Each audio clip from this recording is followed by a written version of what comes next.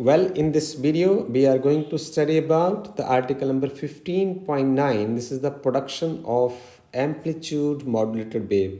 हम amplitude modulated wave के बारे में पढ़ना चाहते हैं कि एम्पलीट्यूड मॉड्यूलेटेड वेव को पैदा कैसे किया जा सकता है। तो फॉर एग्जांपल कि आपके पास पहले हम एक डायग्राम देख लें कि ये रहा जी, ये वो सिग्नल है जिसको आप मॉड्यूलेट करना चाहते हैं और उसकी रिप्रेजेंटेशन कुछ इस तरीके की है। m the function of t is equal to A M sine of omega M T.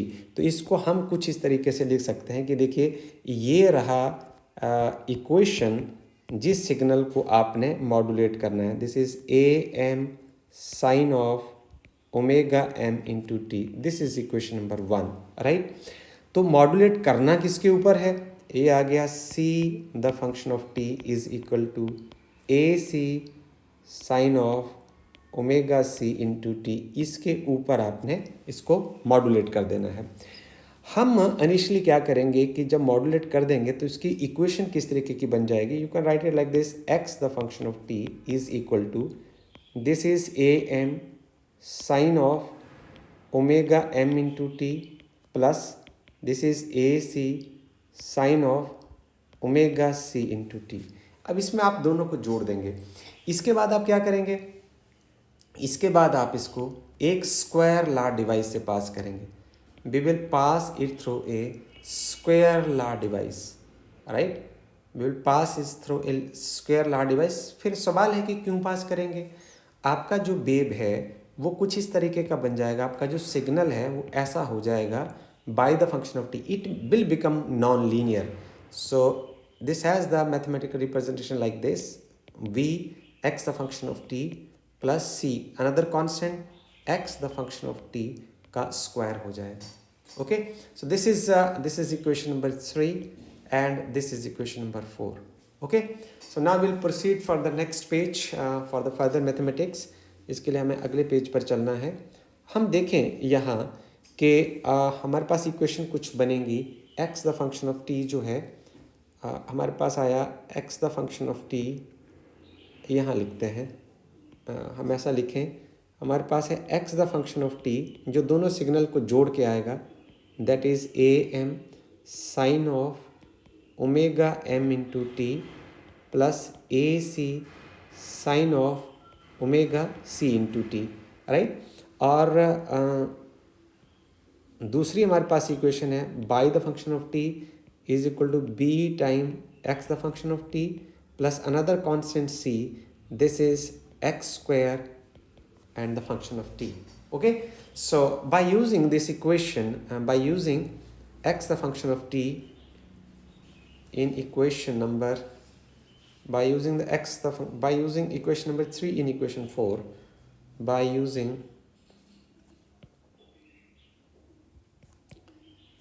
equation number 3 in equation number 4, we have, हम इसको यहाँ सब्स्टिट्यूट करते हैं। हमारे पास क्या आएगा? हम ऐसा लिखें, Y the function of T is equal to B time X the function of T का हम इसका वैल्यू सब्स्टिट्यूट कर देते हैं। ये आपके पास आ जाएगा A M sine of omega M into T plus A C sine of omega C into T, यहाँ सब्स्टिट्यूट कर दिया। Plus we have some another constant also C, यहाँ आप इसको पुट कर दीजिए, A M sine of omega M into T plus A C sine of omega C into T का square हो गया। Okay, so now by using, यहाँ हम यूज़ करेंगे using A plus B whole square is equal to A square plus B square plus 2ab will get another form. आप यहाँ देखें, Y the function of T is equal to, इसको खोल दीजिए, यह आएगा B time A M sine of omega M into T plus B time A C sine of omega C into T plus, इसको आप खोल दीजिए, साथ में मल्टीप्लाई कर दीजिए, C time A M square sine square omega M into T plus C time A C square sine square omega C into T plus 2 time C A M into A C sine of omega M into T and sine of omega C into T. Right, अब हम यहाँ क्या करेंगे, हम दो formulas का इस्तेमाल करेंगे। तो हमारे फार्मूला कुछ ये रहेंगे, बाय यूजिंग, एक हम फार्मूला करेंगे use sine square theta is equal to 1 minus cos of 2 theta by 2, और एक फार्मूला हम यूज़ करेंगे 2 sine A sine B is equal to cos A minus B minus cos A plus B. Okay, फिर देखिए आज जरा क्या होता है। हम फर्स्ट पार्ट को हम वैसे ही रहने देंगे, Y the function of T is equal to, ये तो आपके पास ऐसे रह जाएगा, by time A M sine of omega M into T plus B time A C sine of omega C into T. Right, plus अब आप यहाँ यूज़ कर लीजिए C time A M square, यहाँ अब आप यूज़ कर सकते हैं sine square theta is 1 minus cos of 2 theta by 2, तो ये कुछ इस तरीके से बन जाएगा 1 minus cos of 2 omega M into T by 2 हो जाएगा। ओके, और अब आप इस पार्ट में भी इस्तेमाल करें, plus C time A C square and then we have 1 minus cos of 2 omega C by 2 हो जाएगा। ओके, और आप यहाँ भी फार्मूला लगा सकते हैं, यहाँ आप सी time A M into A सी को आगे रख दीजिए और आप ये फार्मूला आप यहाँ फिट कर दीजिए, तो ये आपके पास आ जाएगा, यहाँ लग जाएगा cos A minus B, so ये आ जाएगा कॉस ऑफ ए, आप ले लेंगे omega C minus omega M, और दूसरे पार्ट में minus cos omega C plus omega M. So इसको आप इस तरीके से लेकर चले।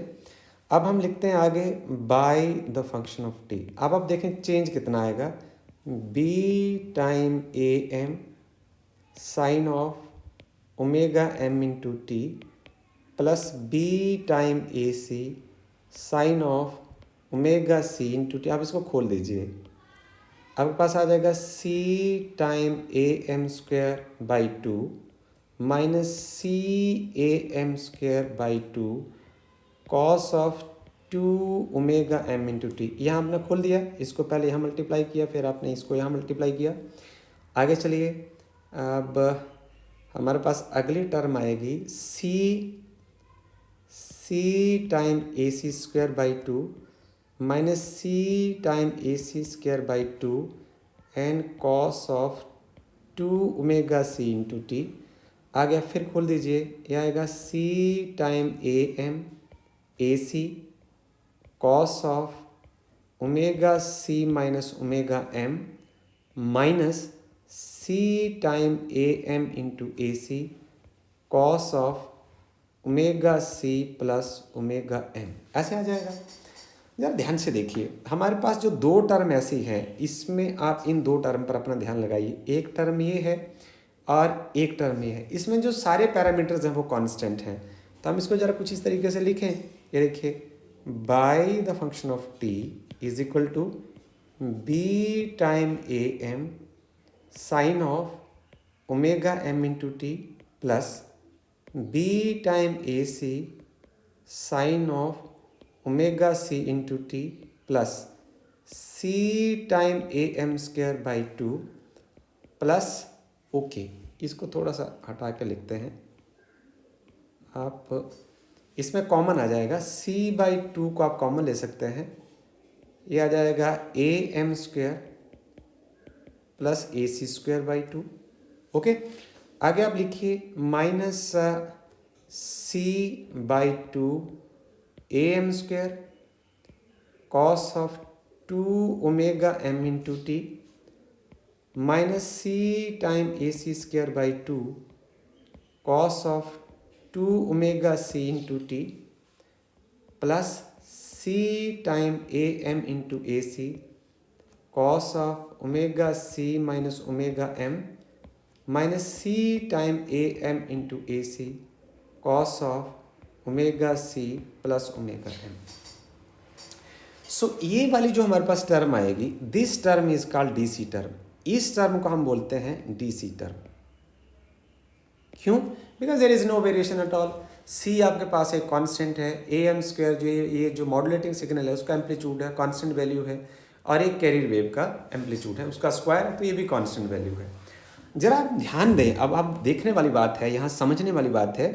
आपके पास फ्रीक्वेंसीज कौन सी आई? एक आई ओमेगा एम, एक आपके पास आई frequency 2 omega M. So we do have the frequencies now here omega M 2 omega m. We have frequency omega c and 2 omega c and 2 omega c. We have frequencies omega c minus omega m and we have frequency omega c plus omega m. अब आपके पास इस wave equation में इतनी frequency generate हुई है। Okay, तो ये क्या करेगा? सिग्नल में गड़बड़ी करेगा। आप क्या करेंगे? इसको एक फिल्टर में से पास करेंगे। जब आप इसको एक फिल्टर में से पास करें, आप यहाँ समझने वाली बात है, हमने इस पार्ट को सॉल्व कर दिया। इस पार्ट को सॉल्व करने के बाद आपके पास इक्वेशन इस फॉर्म की आई है, और जब हमने इस पार्ट को ध्यान से देखा है तो हमारे पास देखो कैसी फ्रीक्वेंसी आई है। एक ओमेगा एम आई है, और इसके बाद 2 ओमेगा एम आई है, ओमेगा सी आई है, 2 ओमेगा सी आई है, एक डीसी टर्म आई है, उसके बाद omega C minus omega M और omega C plus omega M आई है। हम क्या करेंगे? हम इसको अब band pass filter which is centred at omega C, इसके बीच में से पास करेंगे। इसके बीच में से पास करने के बाद आप पूछेंगे सर फिर क्या होने वाला है? उसके बाद पास करने के बाद क्या होगा? ये जो फिल्टर है इस फ्रीक्वेंसी को, इस फ्रीक्वेंसी को और इस फ्रीक्वेंसी को ये फिल्टर कर देगा, और उसके बाद आपके पास क्या बचेगा? आप जरा ध्यान दें, आपके सिग्नल में अब आगे ये पार्ट नहीं होगा। उसके बाद आपके सिग्नल में ये डीसी टर्म नहीं होगी। आपके सिग्नल में 2 ओमेगा एम वाला पार्ट फिल्टर हो जाएगा, 2 ओमेगा सी वाला पार्ट फिल्टर हो जाएगा। तो अब आप सवाल करें कि हमारे पास बचेगा क्या? तो जो बचेगा, जब मैं उसको लिखूंगा तो आपको बड़ी मज़ेदार सूचना मिलेगी। आपके पास आउटपुट में बचेगा Y the function of T is equal to B time A C, this is sine of omega C T. एक ये वाला पार्ट बचेगा। दूसरा आपके पास पार्ट बचेगा plus C time A M into A C an cos of omega C minus omega M minus C time A M into A C cos of omega C plus omega M. And this is what? Amplitude modulated wave. और यही amplitude modulated wave है, यही हमने यहाँ से समझना था। इस मैथमेटिक्स में से जब हम, अब आपको जो बैंड पास फिल्टर है, आपको इसका फिजिक्स अच्छे तरीके से समझ आ गया है कि इसके बीच में से हम पास क्यों करते हैं। इसके बीच में से पास करने के बाद ये फिल्ट्रेशन करेगा and you will have the amplitude modulated wave, और आपके पास एम्पलीट्यूड मॉड्यूलेटेड वेव होगी। अब हम कुछ टेक्स्ट पढ़ते हैं कि देखिए, हमने यहाँ से ये पढ़ा कि अब इसमें बड़े मज़ेदार बात यह है कि क्या अब ये जो एम्पलीट्यूड मॉड्यूलेटेड वेव है, क्या हम इसको सीधे ही ट्रांसमिटिंग एंटीना पर भेज दें? सवाल है।